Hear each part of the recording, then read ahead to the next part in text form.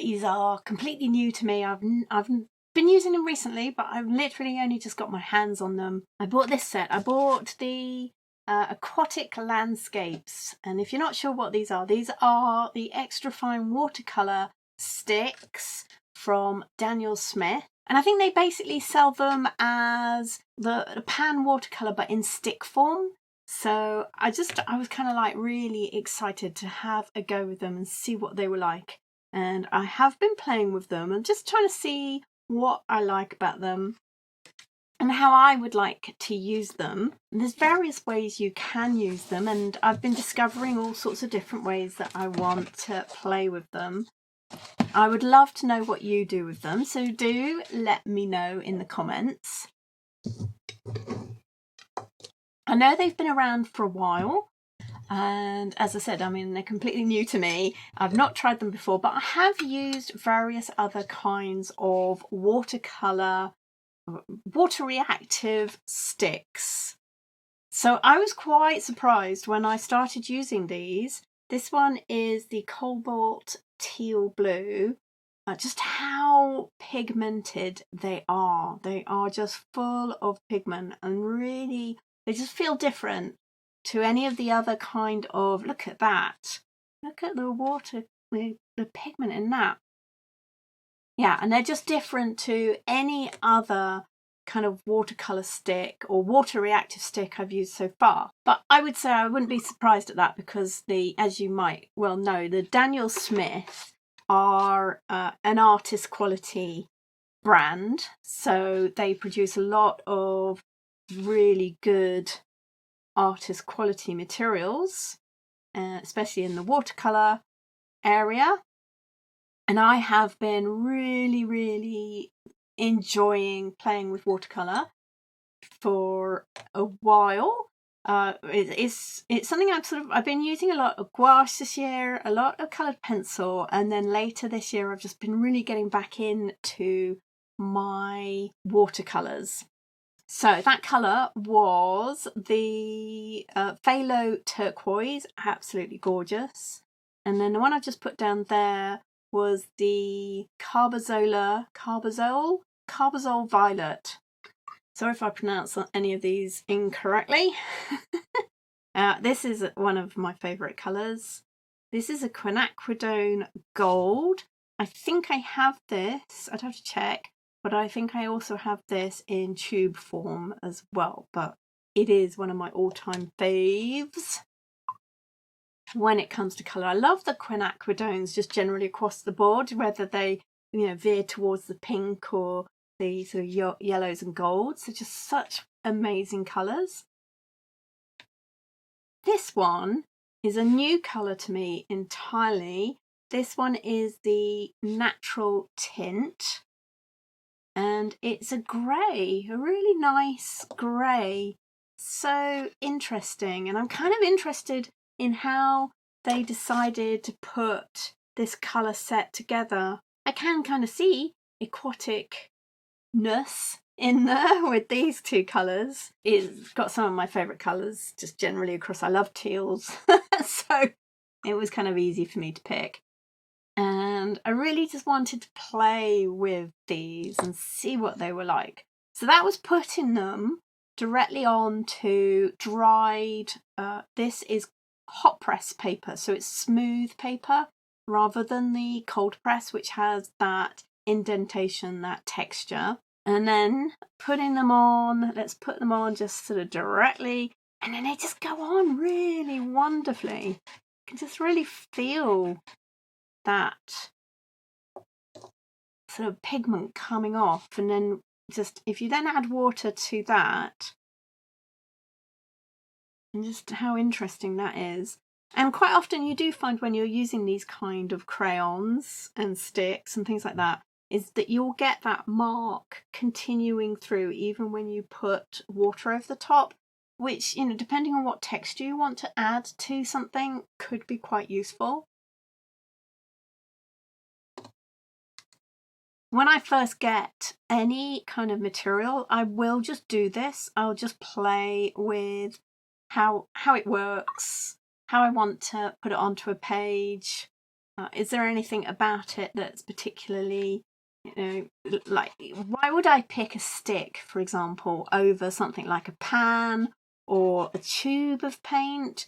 Or is there anything specific about the format that I'm going to find really useful in my work? I think for this, the scribbling will definitely be of use, because I do love a bit of a scribble, and I've been using them here to add scribble onto a abstract page, for example, and then that freedom to be able to come in and put in some water to spread that about, that's really good fun. The thing about these as well, and with many of these kind of formats, is that you do get a little bit of crumbing on the page, which again could be quite useful to you as a texture.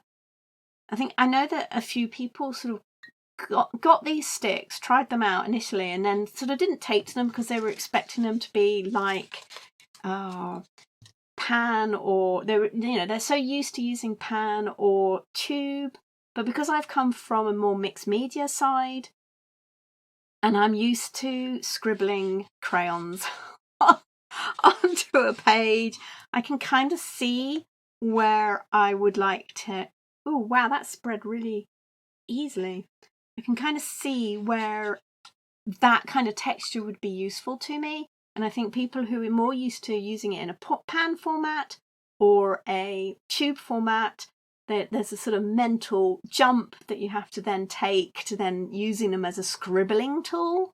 Now these can be used to fill up your pans. You can cut them, and I think you can get like 3 pans out of a stick, which is very economically good as well, looking at the price of these compared to things like pans and tubes. So that's kind of interesting. Let's have a look what happens when you wet the page first and then just scribble it directly onto that wet page. Let's do that bigger. So I want to put a big squidge of water on here. Let's go with dry as well and just see how it works. And you can see how the different texture works. And that's nice. That's interesting to just see how that plays. Oh, that just felt so smooth going through there. Really nice. Just look at that difference. And I love the way that's starting to spread as well. Oh yes, and then this mixes really nicely. Oh yeah, that's fun. That is fun.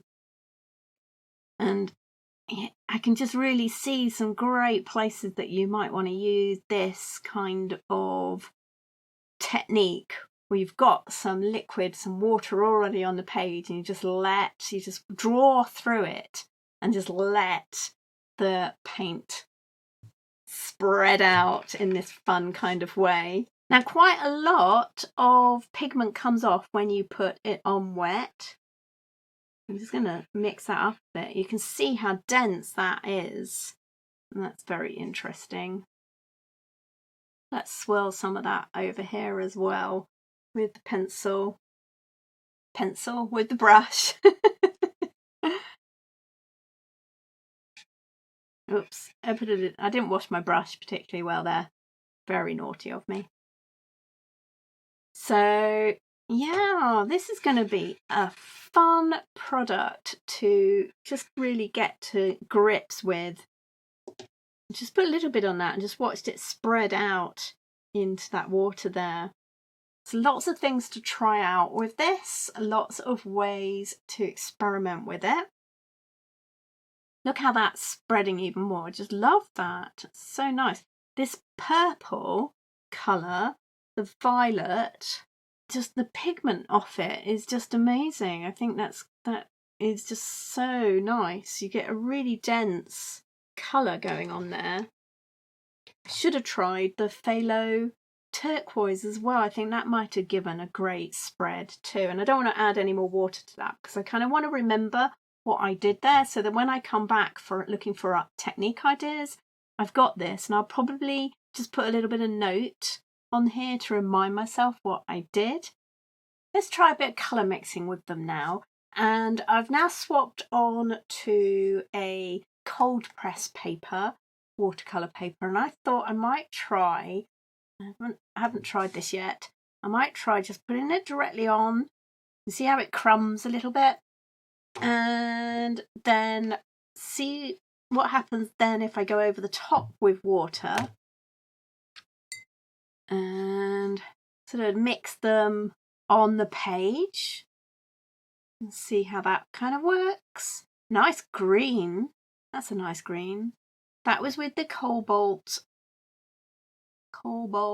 teal blue and the quinacridone gold. Try and get those crumbs sort of mixed in. Another thing you can do with them, which I think is great, is to put them, here, let me just use a bit more of that colour on the page, is to, you can put some water into a palette. Let's go with the, oh, look at that. And then just sort of scribble them straight into that water. Oh, that's amazing. Oh my goodness, I can just think of so many different ways that you could use these. And it would just be fun. Look at the colour on that. Playing with that. And I think even if you're not used to using sticks, I think you would just really enjoy playing with these. I kind of wonder if they're a easy sort of to take out and about with you. If it would be easier to take these out with you than to say take a palette.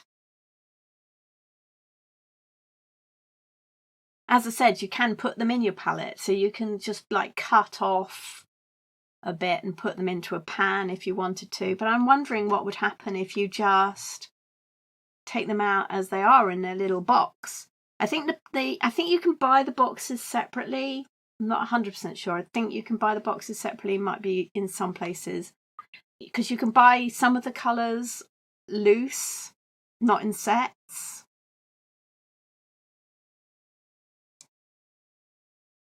Because I bought a set, it came with this box already. So I'm going to do something that some of you might scream at, but I'm going to go and put this colour directly into that blue. I can wait to scribble out. Oh wow, look at that. So let's clean that off of there. And then look at this for colour mixing made easy. Oh, that's lovely. That is so nice. I think it's just a really handy format to have your watercolours in. I think I might end up buying some more of these colours. Like some more. I think the next colours I might buy will be some, maybe a traditional primary, so I can do some more colour mixing. And I mean, I'm getting some good colour mixing off of this. Let's have a look at the purple, violet. That kind of just dissolves really easily. Just get so much colour out of just the tiniest bit of water with that. You really don't need a lot. I find the cobalt teal kind of needs a little bit more work, just slightly. I don't know if that's just me. And I am going to go with this colour. See what kind of... Oh, that's nice. That's like a subdued purple, like a muted purple. That would be a really lovely shadow on things if you wanted something that was just really vibrant. That's so nice. Let's look at that next to the neutral grey. Look at the difference. That's nice.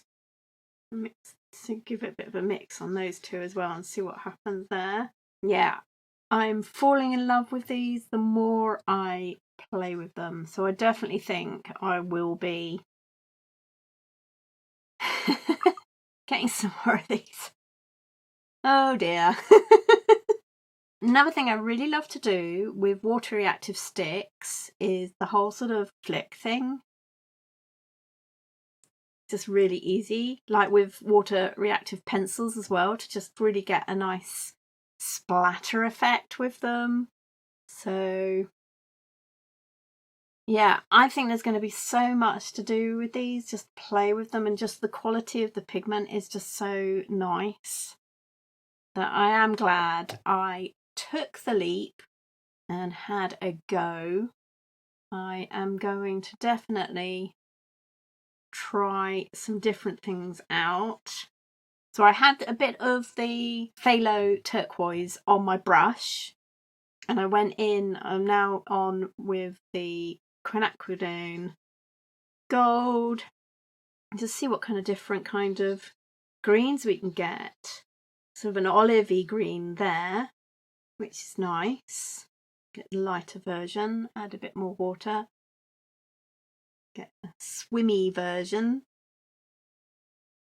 And I think the other thing I'm going to need to learn about these is sort of just how much water I need to add to get the kind of level of pigment I want. Like that is a lot of pigment there. I can see it's just sort of sitting on the page. So I think that's going to be part of the learning process for these. It is just fun to play and experiment and see what comes out from this.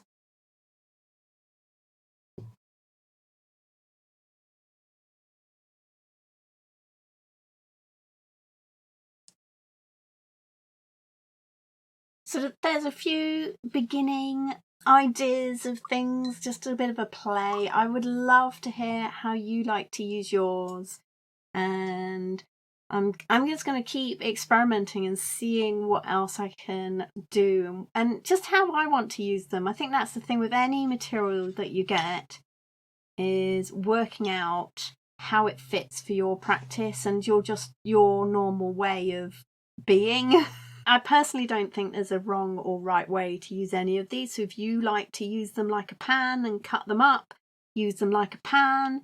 If you like to scribble on a piece of paper with them, scribble on a piece of paper. It's all down to what you enjoy, isn't it? I think I am kind of coming to terms with the fact I'm quite a messy artist. I'm not a neat and tidy artist. And I can see that my box is already getting very messy, and I've literally only had these like, I don't know, a week. So yeah, but I think all of that stuff that's left in the box I can sort of like hoover up with a brush. So yeah, okay, well, I'm going to keep on playing and keep on experimenting, and I will catch up again with you soon.